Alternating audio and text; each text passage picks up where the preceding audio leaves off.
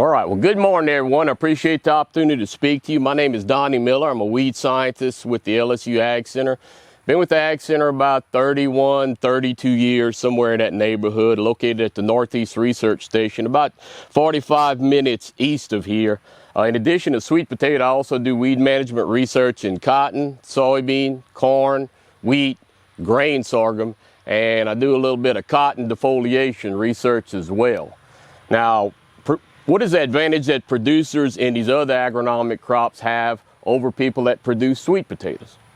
Obviously, it's options. If I start running off the number of herbicides that we can use, just individual herbicides we can use in any of the agronomic crops I work in, you're talking 2 and 3 handfuls of individual products. When you start talking about tank mixing things together and co-applications, the possibilities seem endless. How many herbicides do we have that we can use in sweet potato? We can use 5. That's what we have in sweet potato. Pre-transplant, we can use Valor, an application of Valor. Generic flumioxazin goes for about $1.50 an ounce, and I hate to start using prices and everything, but that's kind of in my head on prices when I talk to producers. But and I always remember a story that Ken Thornhill, I started working in sweet potatoes about 16, 18 years ago, something like that. And I was visiting with Ken Thornhill just down the road in his office one day. And I had just come from, a background of soybeans, cotton, things like that. And we were sitting in his office and he was telling me what he was spending, weed control and all this. And I said, well, Mr. Ken, I think we can do this and save you $10. I think you'd say, he said, whoa, let me stop you right there. He said, I don't want to save money. I want to make more money. And I just looked at him, I said, you what? He said, I want to make more money. I'm not interested in saving money. I just come from a couple of farmer calls and visits where they were, God dog, this is too expensive. What can I do? So I had to totally change my thinking of that. So when it comes to weed control and the amount of money we spend, I always keep that in the back of my mind. But pre-transplant, we have 2 products that we can use. We have Valor, generic flumioxazin, $1.50 an ounce. So a 2-ounce shot, you're looking at $3. Very, very cheap. Some people will go with Reflex. If they have bad nutsedge problems, they switch over to Reflex. Generic fomecifins, about $5.25 for a pint. So relatively from a pre-transplant standpoint, our weed control options are pretty cheap. After we plant the crop, what is our number one thing that most people use is going to be clomosomal command. That's where the majority of our price comes in from a weed control standpoint. Because you're looking at even with generic clomazone, you're looking at a quart of it running about $22.50 an acre. Most people use 3 pints. You're looking at about $33.75 an acre for it. If you have bad nutsedge problems, you can also, right after planting, apply S-metolachlor, dual magnum. A lot of people are scared of it because you get a heavy rainfall immediately after application or not long afterwards. You can get some misshapen roots and affect yield, but it's too good a product not to have in there somewhere, especially if you have nutsedge. So they'll delay a little bit, 10 days after application, 15 days after application. And a generic shot of S-metolachlor, you're looking at about $7.50 an acre, so still not too bad. Any grasses that escape later on in the season, we can clean up pretty good. An 8-ounce shot of generic clethodim, you're looking at about $3.88 an acre. So you add all those together, and I'm kind of Jethro Bodine when it comes to math. You add all that together, that's around $45, $50 an acre that we're spending. So we don't have many options. So anytime we get to look at a new compound or an older compound for a new use in sweet potato, I like to talk about it. And that's what I'm going to talk about today. We started looking at it in sweet potato this year. I've looked at it before in cotton. As I mentioned, it's brake herbicide. Are any of you familiar with brake? Anyone here familiar with brake herbicide? What's that? What's the acronym? Floridone. No one. Good. Well, I get to teach some people. I'm a bad teacher, but I get to teach today. Brake herbicide is a pre-emergence herbicide manufactured by Cipro Corporation. Currently has a pre-emergence label for use in peanut, in cotton, and recently I think received a over-the-top application, I think at the 3-leaf stage in row rice. Also has some specialty crop labels. I think it's sold there as maybe Brake Pro, I think is the name of it. We were approached this year through IR4 to look at a tolerance trial. And that's kind of what I have behind me. We're looking at 3 rates of brake, a pint, 16 ounces, a half pint, 8 ounces, and 32 ounces. We're applying those 7 days before planting or 1 to 2 days before planting, with or without irrigation. In other words, we're making the application, we're immediately coming through, and Cole rigged up a nice little setup for us. We're able to put out about 0.65 inches of rainfall immediately after application. So we're going to follow those through the season and see what kind of impact we have on yield. I have a similar trial over at St. Joe without the irrigation component. We let Mother Nature, we let God provide the rain, and he did a good job this year because it rained just about all year. Spigot's kind of cut off here lately, but it's rained all year. Also have a weed control trial where we're looking at it in various programs with the compounds that I already mentioned that we have. And I've looked at it from a weed control standpoint 13, 14 years ago in cotton. Has got a good look at it. So what is Floridone? Is the active ingredient in it. If any of you have ever heard of Sonar herbicide, it's aquatic herbicide. Floridone is the active ingredient in it. So it likes water a lot. From what I've looked at it, this material has a lot of potential for us to use in sweet potato. It is a bleacher. It's a phytoene desaturase inhibitor, which affects carotenoid synthesis, and a lot of those chemicals that do that, Command kind of does very similar, leads to whitening. You see some white plants out there. That's from the Command that Colin put out. Break is going to do the same thing, but it is a unique mode of action. That's one good thing about it. It's going to introduce a mode of action that we currently do not have in sweet potato. So from a resistance standpoint, we've been pounding the same chemistries pretty hard for a long time now. So if we can introduce something new in there, that is fantastic. I originally back in 2012 put in for Reflex Fomeciphin in the IR4 program because I looked at it and it looked good. I also at the same time put Linex, Linuron in the program. Well, they've not come. Obviously, we have a Reflex label right now. We do not have one for Linex or Linuron. And there were some issues in the lab, and I've been told different things, but I think they've kind of reprioritized that. That's one that's going to offer us a complete mode of action and fantastic smell melting control. That's the one I'd really, really like to have in our back pocket if we can use it. So, that might come forward, or Linuron? Yeah. Yes, they've renewed it. I received an email last fall that they've kind of reprioritized it. So hopefully they get a jump on that, and hopefully we'll get to use it. That's one I'd really, really like to see used in there. And that's one that came from, you get your best research ideas from farmers. Again, sitting with Mr. Ken that same day, he was going through his notes, and on the side of his notes, he had Linuron look good. And I said, what look good? He said Linuron, and I went blink. I said, okay, I've used Linuron before in beans and things like that, and looked at it on smell melting, and it's a great material. I hope we get a chance to look at it. But surface for the industry? That I don't know. I could not tell you. I don't know how far they were able to come along before things stopped, and it was a lab issue, I think is what IR4 told me, and then it got kind of put to the side, and then we've had administrative changes in Washington, and that's kind of, that I don't know. I have a better timeline for brake use, but the Linuron, I don't know. So what does brake bring to us? Obviously, it brings us that unique mode of action. Very long residual. It loves water.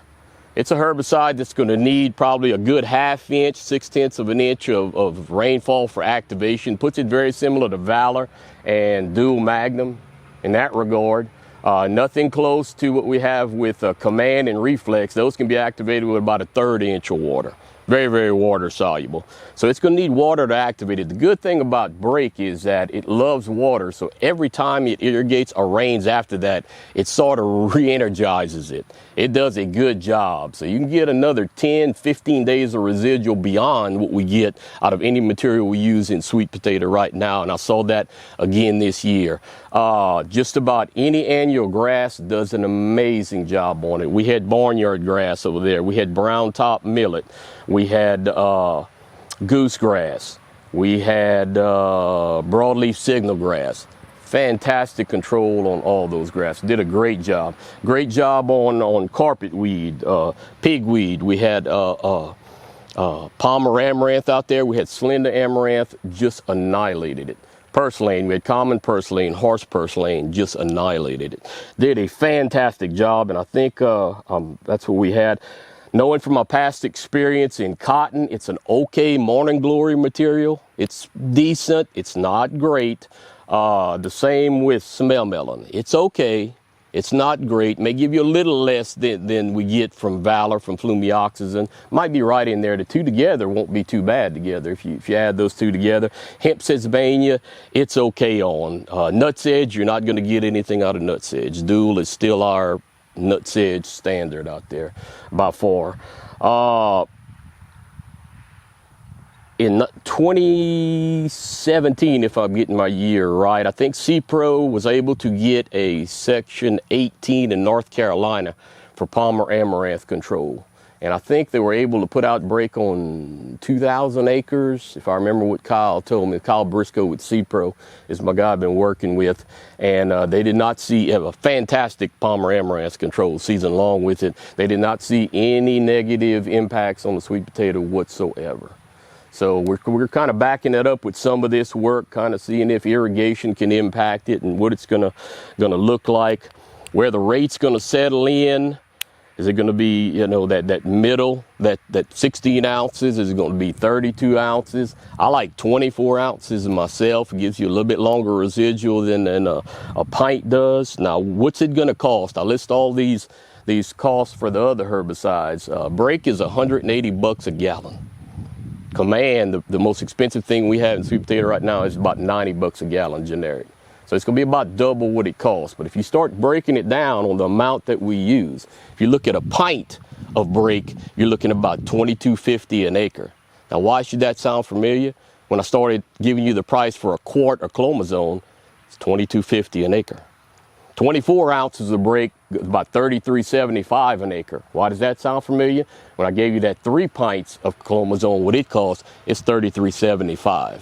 A quart is going to run you about $45 an acre. So it's going to be a little pricey at that. And we'll see how the taters respond to a quart. But I like that 24 ounce. So when you start mixing and matching, I go back to what Mr. Kim said. I don't care what I spend as long as I make more. But I'm still in the back of my mind trying to match, you know, a $22.75 shot of it. Follow up with a $22.75 shot of Command. That's $45 right there. And then you start adding on from there. So it'd be nice if you could increase yield and save money at the same time. So what can it replace? At $3 an acre, it's not going to replace Valor. Valor is $3, man. Who wouldn't want to just put flumioxazin out there for what it brings? Flumioxazin is going to bring you morning glory control a little better than break will bring you, and going to bring you some smell melt control a little better than break. Those two together will be fantastic. As I mentioned, both of those need a ½ inch of rainfall at least to activate it. The Fomesifon or Reflex I talked about is 1/3 of an ounce. So if anyone is concerned, they have Nuts Edge and they're concerned about getting activation, not getting rainfall soon after application, you can swap out the Valor for the Reflex, is what you can do. And again, that was $5.25 for a pint of Reflex. There is nothing that Command from a weed standpoint brings to the table better than break. There is nothing. I can get you rates of those that are going to be costing the same. The one thing it does give you is high water solubility. So if you have it out there, you only get a 1/4 inch rain. After application of each of these, you're going to get that Command activated a lot sooner than you will the break. Once it does start raining and you do get rain, the break's going to follow you a whole lot further. So it may be where we can go to putting out 3 pints of Command, we can back it down to 1.5 pints of Command with a pint or a 1.5 pints of break. Get that cost right in the middle and carry us on through. Again, Nuts Edge is the equalizer. If you got Nuts Edge, you're still looking at S-metolachlor, which is $7.50 for a generic an acre. That's still got to go in there somewhere. So hopefully, looking at a timeline on this, we are looking at, if nothing shows up in our tolerance trial, North Carolina's doing this exact same trial. I've got it on 4 different varieties, Bayou Belle, Orleans, Evangeline, and Avoyles over at St. Joe's. So we're looking at it on different varieties. If we don't see any blips, any negatives, North Carolina doesn't see any, C-Pro is going to push for Section 18s. 26 will be kind of tight time-wise to put it, but 27, 28, and 29 doing Section 18s. If I agree, Katie Jennings, North Carolina, everybody agrees to it for Section 18s, and they're looking for a full Section 3 for 2030 to use it. So we'll have a good idea of what it'll do, what it might be able to do, what it might bring to us. You know, it gives us, as I said, that additional mode of action. Maybe then we have linear on that we can use. I would love to have those to where we start rotating, we start substituting, we can push our resistance off. So hopefully that comes to fruition, but that kind of breaks down the research that we are doing with brake. And I'll be happy to answer any questions at this time. Would you still put your command out behind your transplanter if you use brake? Okay, like I said, the one thing that command brings to the table that brake doesn't is it's more water soluble. So if you're going to want to make sure you get something activated with a quarter, let's say you get a 1/4-inch rain after you transplant, then I would put command down. Do I need 3 pints of command out there? I don't think so. You have brake out there. Once it gets activated, it's going to be the workhorse on things. So that's going to be somebody's call. Could you leave off the command? If I knew I was going to put out brake, transplant, and get a 2-inch rain the next day, I would leave command off. Or if you got a pivot, you can come water in right behind the pivot. You can come water in. Like I said, they're both 3375. You know, 3375 at 3 pints on the clomazone, 1.5 pints of brake is get you 3375. So instead of spending $67, I can spend 33 and get what I got.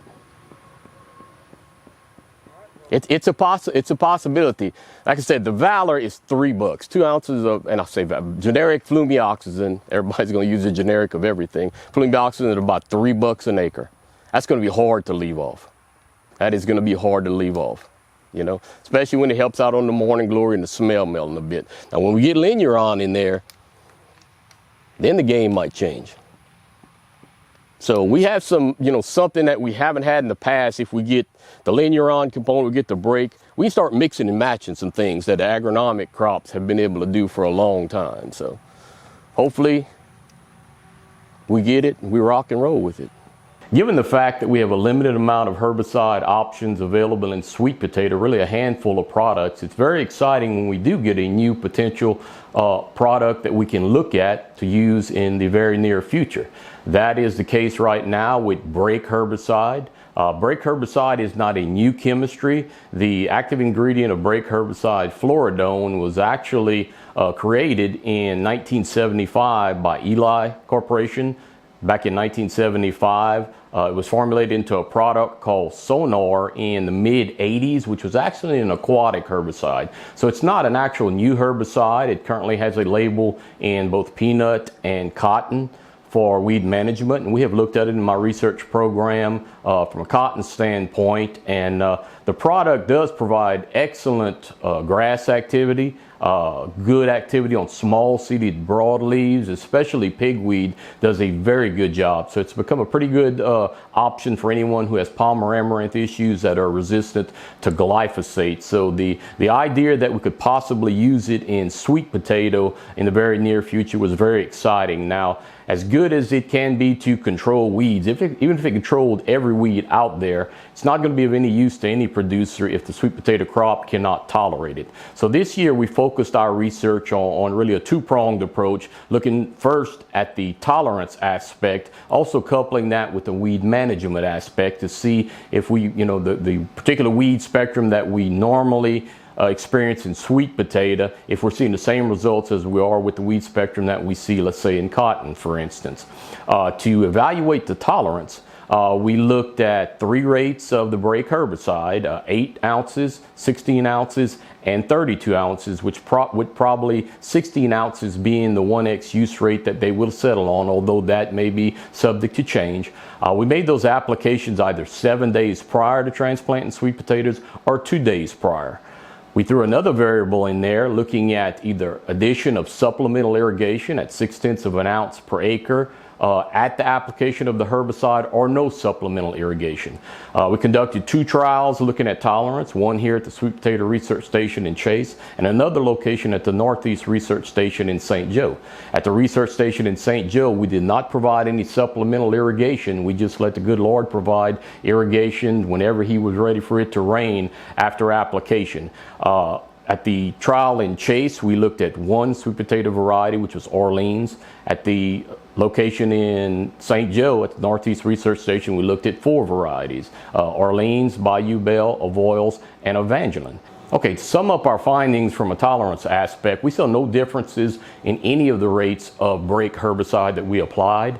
We saw no difference in the timing of those applications, and the addition of irrigation did not result in any negative impacts with it. That occurred at both the location in Chase and the location in St. Joseph. So from a tolerance standpoint, I just want to caution everybody, this is our first year of looking at this. We will repeat these next year and see if we can subject them to different environmental conditions over 2 growing seasons and see if we see that level of tolerance. But the tolerance so far has been very promising in preliminary research. As I mentioned earlier, we couple that with looking at the weed management aspect. Again, we looked at those same 3 rates, 8 ounces, 16 ounces, and 32 ounces applied, pre-transplant. We looked at those with the addition of Valor and no addition of Valor at pre-transplant, and then following with applications at planting with either Command or Dual Magnum, which are commonly used herbicides in sweet potato production right now. What we essentially found was at the 1 pint rate, sort of that middle rate,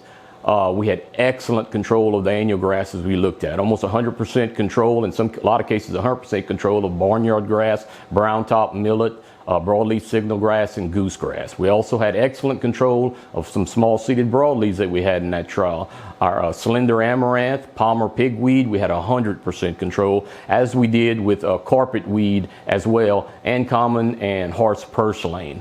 Where the herbicide was not as strong as a currently available option with yellow nutsedge, with respect to the control of yellow nutsedge, we saw about 56% control, and the addition of Dual Magnum, which has activity on yellow nutsedge, seemed to help out from a total programs approach. Provide an update on the current status of brake herbicide and the potential for use for sweet potato weed management.